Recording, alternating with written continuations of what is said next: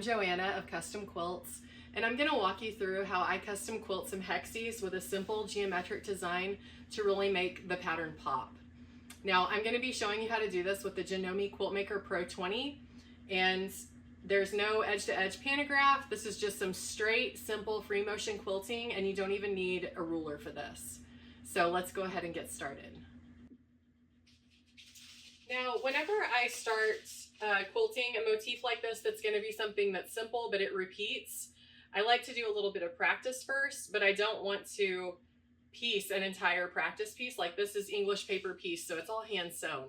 I don't want to spend the time doing that.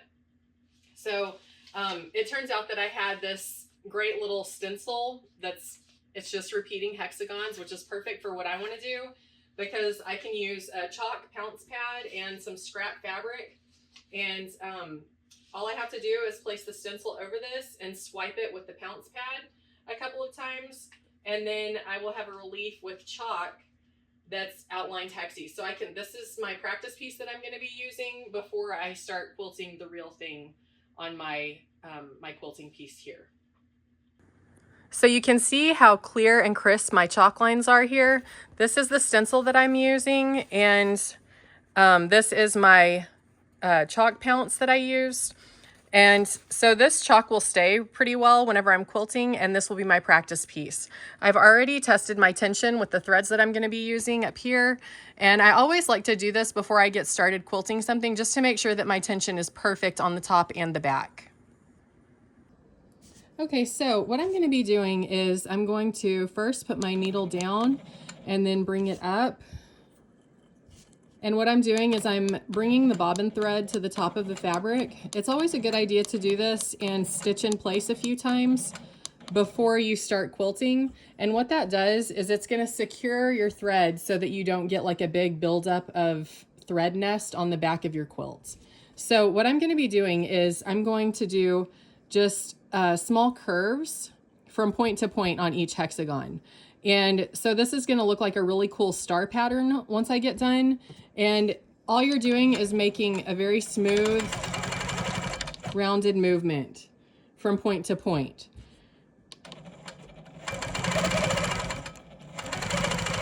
And so one thing that I don't want to do is I don't want to do all of these on the same hexagon, because then it's going to put me back at my starting place, and I'm going to have to backtrack over some other stitching in order to get to the point that I want to get to. So part of practicing this not only is like getting down the motion and the movement, but also getting down your path of travel for quilting so that you're not backtracking and stitching on top of a previous line. So I'm going to just go ahead and do what I don't want to do, and so I'm just going to stitch on top of my previous stitching line to get back to where I want. Okay, and so you can see I didn't hit my line exactly here, and so that's one of the reasons I don't want to do a bunch of that. Another is you can see the thread buildup is a little bit thicker whenever you're going over lines that you've already quilted. So what I'm going to be doing is doing like 3 or 4 and then moving into a different direction, and then I'll come back and finish those lines later. So let's go ahead and get started with our practice.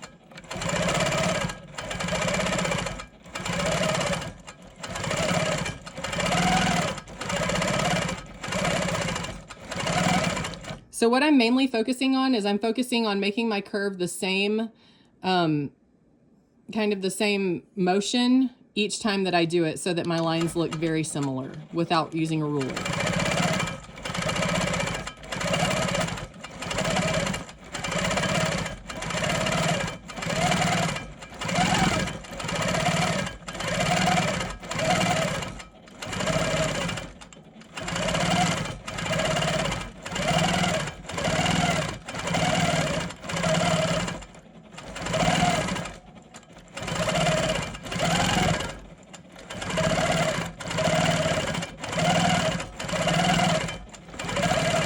And you can see that doing this with free motion is a lot faster than having to position a ruler in place and do each line individually, making sure that everything is super precise. Once this pattern's completely quilted, it's going to look really great. So let's go ahead and finish this up.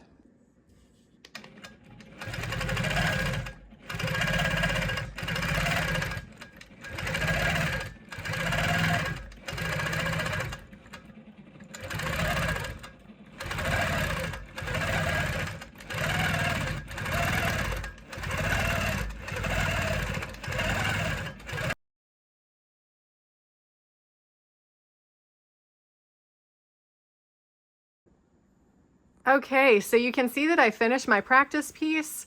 My motion looks nice and uniform all the way across. And so now I'm ready to move over and quilt my real hexie piece that's going to eventually be turned into a stocking. All right, so now we're ready to quilt our hexagon pieced stocking. And there are some things to consider before you start this. Generally, on any piece that you're going to quilt, it's a good idea to prep the backing. And so I like to give everything a really firm press, and I even do a little bit of spray starch to make sure that the seams lay down nicely and that they're not going to be a problem. So now I'm going to go ahead and get started, and I'm going to baste this in place around the perimeter and do my free motion quilting. All right, so I'm ready to get started, and I'm going to baste all the way around the perimeter of my hexie piece, and I'm going to do that with a basting stitch, which is 2 stitches for every inch, or 1 stitch every half inch.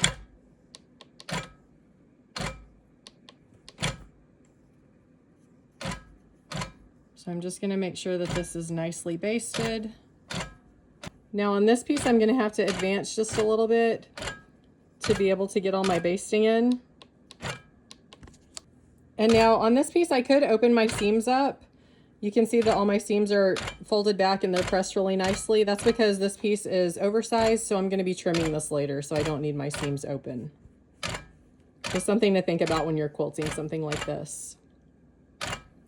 Also, you can see that I am using kind of a practice piece that I've already quilted on underneath. And so this is going to be a Christmas stocking, and it's going to have a drop-in lining, so this is not going to be seen on the back.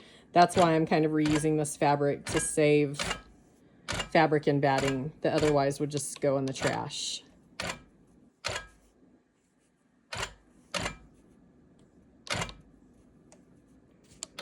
Okay, so now we're ready to get started on the actual quilting. So I'm going to do just like I did in my practice piece, and I'm just going to make gentle curved movements from point to point on each one of these hexagons.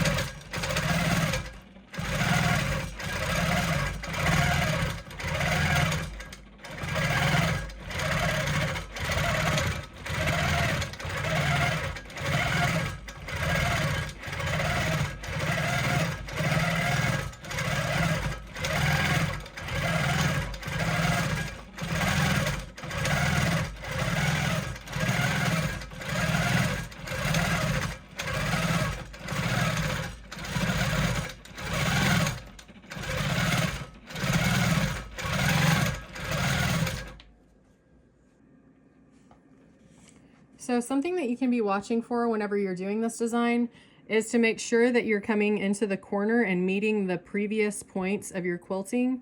That will make sure that your design looks nice and neat whenever it's done. So you want to make sure that you're making contact with the previous lines and that they intersect.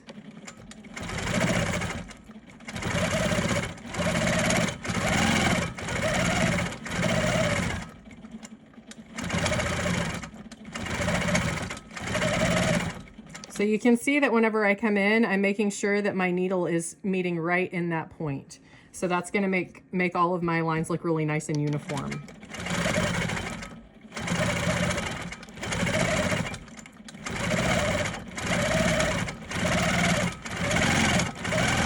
Other than that, you're just trying to make the same motion of each curve so that your curves look the same. And that's what makes this design so simple and so satisfying to quilt.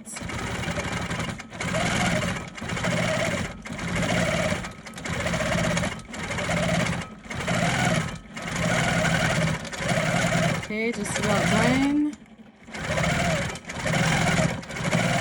And that's it. We've quilted our entire stocking piece.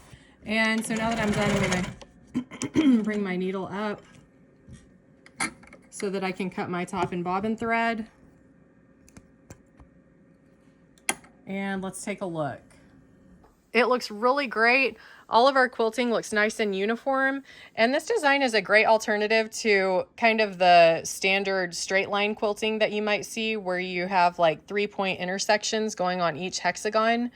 And it's really satisfying to quilt. There's very minimal movement. Once you get that curve movement down, it's super fast and simple to quilt. So I hope that you'll give this a try, and thanks for watching.